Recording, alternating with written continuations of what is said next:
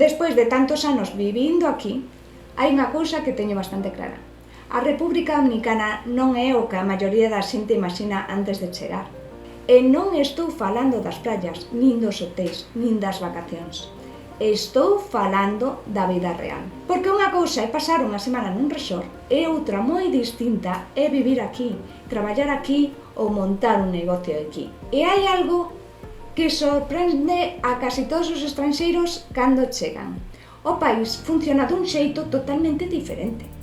Non é nin mellor nin peor, é diferente. O concepto do tempo é diferente. A forma de relacionarse entre eles tamén é diferente. A maneira de resolver os problemas é diferente. E o mesmo na forma de entender a vida. É totalmente diferente. Moitas persoas chegan pensando que todo vai a funcionar exactamente igual que no seu país. E aí comenzan os problemas, porque intentan aplicar as mesmas normas, os mesmos hábitos, as mesmas expectativas, e descubren que aquí hai cousas que funcionan de outro xeito. Por exemplo, algo que me chamou moito a min a atención desde o principio foi a importancia das relaciones personais. Aquí as persoas son importantes, son moi importantes, moitas veces moito máis importantes que os procesos. Tamén son moitísimo máis importantes que os papéis, e máis importantes que as normas non escritas que temos en Europa. Outra cousa que me sorprendeu moitísimo é a capacidade de adaptación da xente.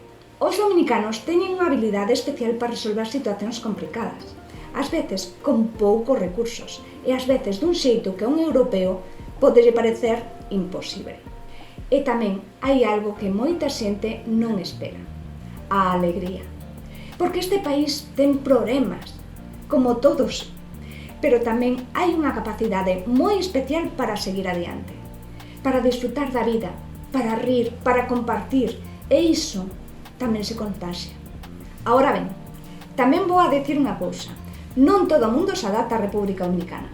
Hai persoas que chegan e encaixan casi desde o primeiro momento, e outras que pasan anos aquí e nunca terminan de sentirse cómodas. Porque vivir noutro país non depende só do país, tamén depende da persona, da súa capacidade para adaptarse, da mentalidade, das expectativas coas que chega. Por eso sempre digo que República Dominicana non é para todo o mundo, pero para quen encaixe aquí pode converterse nun lugar moi especial para construir unha vida. E despois de máis dunha década vivindo aquí, creo que esa é probablemente a maior sorpresa de todas, porque este país é moito máis profundo, moito máis complexo e moito máis interesante do que parece desde fora.